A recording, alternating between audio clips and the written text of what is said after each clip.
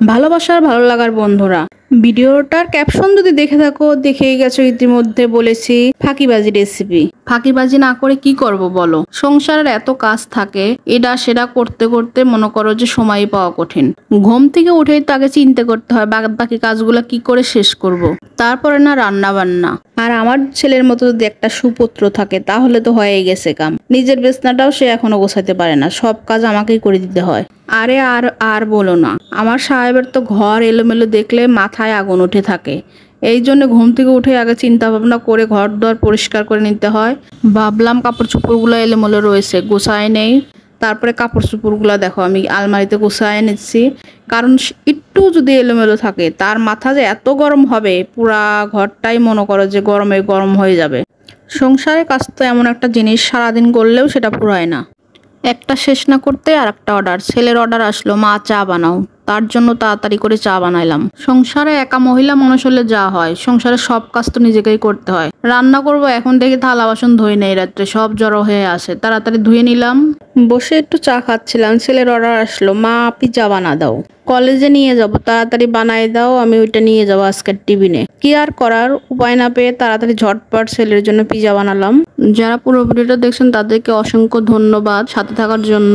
আমি ফাঁকিবাজি রেসিপিটা কিসের জন্য বলেছি সেই কথাটা শুনুন। চিকেনটা আমার আগের থেকে রেগুলার রান্না করার মতো রান্নাই ছিল, ওইটা দিয়ে আমি আজকে পিৎজাটা বানাচ্ছি। এই জন্য আমি বলেছি ফাঁকিবাজি রেসিপি। যেহেতু আমি কয়েকটা পিৎজা বানাবো এই জন্য ময়দাটা একটু বেশি নিয়েছিলাম, 2 কাপ। একটু চিনি, একটু ইস্ট, একটু দুধ নিয়ে ভালোভাবে আমি ময়দাটা রেডি করছিলাম। ময়দাটা ভালোভাবে মেখে আমি একটু তেল দিয়ে আধা ঘন্টার জন্য রেস্টে রেখে দিয়েছিলাম। যেহেতু আমি তাড়াতাড়ি করছিলাম, ছেলের কলেজে যাওয়ার টাইম হয়ে যাচ্ছিল বলে ভিডিওটা সুন্দরভাবে দেখাইতে পারিনি। আমরা যারা সবসময় রান্না বাড়ি করে দেখে বুঝে যাব যে কিভাবে কি করছিলাম। ও বন্ধুরা, তোমাদের তো আজকে আদাব নমস্কার সালাম দিতে ভুলেই গেছিলাম। সবাইকে আদাব নমস্কার সালাম। আমি যেহেতু আমার চুলায় পিৎজাটা বানাবো এই জন্য আমি ননস্টিকের একটা পাত্র ব্যবহার করছি, করে এইভাবে ছড়ায় দিয়ে ওই যে চামচ দিয়ে একটু খোঁচাখুচি করছিলাম যাতে ফুলে না ওঠে। 3 চামচের মতো টমেটো সস ব্যবহার করে আমি চারপাশ সুন্দর করে ঘুরাই নিলাম। তোমাদের তো কিছুক্ষণ আগে বলছি, আমি ওই রেগুলার চিকেন রান্না করার চিকেন থেকে আমি কয়েক পিস চিকেন নিয়ে নিয়েছিলাম কাটা ছাড়াইয়া। এইভাবে আমি ছড়াই দিছিলাম। ওই ঘরে ক্যাপসিকাম ছিল না, কি আর করার, ছেলে খাইতে চাইছে, শর্টকাটে সারতেছি। কয়েক পিস পেঁয়াজ দিলাম। ওই ঘরে একটা মোজোরা চিজ কেনা ছিল, চিজটা আমি দেখো ভরপুর করে দিয়ে দিচ্ছি।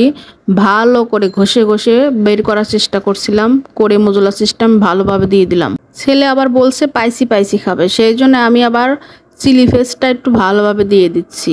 ওই সাইডে চুলায় একটা কড়াইও দিয়ে রাখছিলাম গরম করার জন্য, যেহেতু পিৎজাটা বানাবো আগেই দিয়ে রাখছি ফ্রি হিট করার জন্য। ওই কড়াইটাতে আমি এখন ওইটা বসায় অনেকক্ষণ ঢাকা রাখবো, আধা ঘন্টার মতো আমার সময় লাগছিল। প্রথম দিকে একটু জালটা চড়িয়ে দিছিলাম, পরে জালটা আস্তে দিয়ে দিছিলাম। দেখো কেমন হয়েছে পিৎজাটা। ভিডিও বানাই দেখে ভাগ্নি একটু ভাইরাল হওয়ার শখ, তার ডান্সটাও দিয়ে দিলাম, মিউজিক দিতে পারলাম না।